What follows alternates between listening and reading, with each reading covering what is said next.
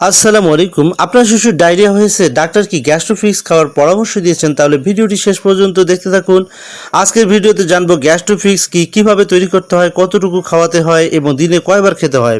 প্রথমে জানবো গ্যাস্ট্রোফিক্স কি। গ্যাস্ট্রোফিক্স হলো ফ্রান্স ভিত্তিক পুষ্টি পণ্য প্রস্তুতকারী প্রতিষ্ঠান ফাসাকা এর একটি ল্যাকটোজ ফ্রি বিশেষ নিউট্রিশন ফর্মুলা, যা শিশুদের ডায়রিয়ার সময় এবং ডায়রিয়া পরবর্তী পুনরুদ্ধারের পর্যায়ে পুষ্টির সহায়তা দেওয়ার জন্য তৈরি করা হয়েছে। এবারে জানবো গ্যাস্ট্রোফিক্স তৈরি করার নিয়ম। প্রথমে ভালোভাবে হাত ধুয়ে নিন। বোতল, নিপল এবং অন্যান্য সরঞ্জাম জীবাণুমুক্ত করুন। এরপর নিরাপদ পানি 5 মিনিট ফুটিয়ে কুসুম গরম করুন। নির্ধারিত পরিমাণ পানি দিয়ে প্যাকেটের সঙ্গে থাকা সমতল স্কুপ ব্যবহার করে পাউডার মিশিয়ে নিন। ভালোভাবে ঝাঁকিয়ে মিশিয়ে নেওয়ার পর সঙ্গে সঙ্গে শিশুকে খাওয়ান। সম্মানিত ভিউয়ার্স, এবারে আমরা জানবো কত বছর বাচ্চার জন্য কত পরিমাণ পানি এবং কতগুলো পাউডার মিশিয়ে খাওয়াতে হবে।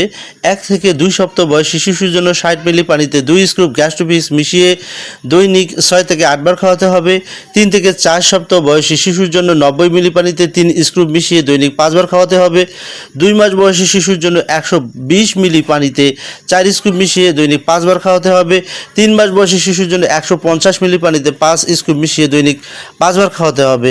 এছাড়া 4 থেকে 12 মাস বয়সী শিশুর জন্য 210 মিলি পানিতে 7 স্কুপ মিশিয়ে 4 থেকে 5 বার খাওয়াতে হবে।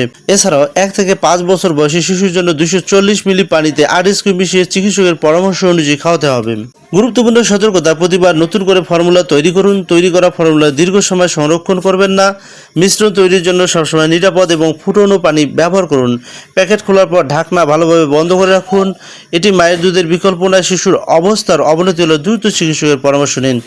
সম্মানিত ভিউয়ার্স, আশা করি গ্যাস্ট্রোফিক্স তৈরির নিয়ম, খাওয়ার নিয়ম এবং বয়স ভেদে কতবার খাওয়াতে হবে তা সম্পর্কে পরিষ্কার ধারণা পেয়েছেন। ভিডিওটি উপকারী মনে হলে একটি লাইক দিন, বন্ধুদের সাথে শেয়ার করুন এবং স্বাস্থ্য বিষয়ক আরও তথ্য পেতে চ্যানেলটিকে সাবস্ক্রাইব করুন এবং পাশে থাকা বেল আইকনটি অন করে রাখুন। ধন্যবাদ। আল্লাহ হাফেজ।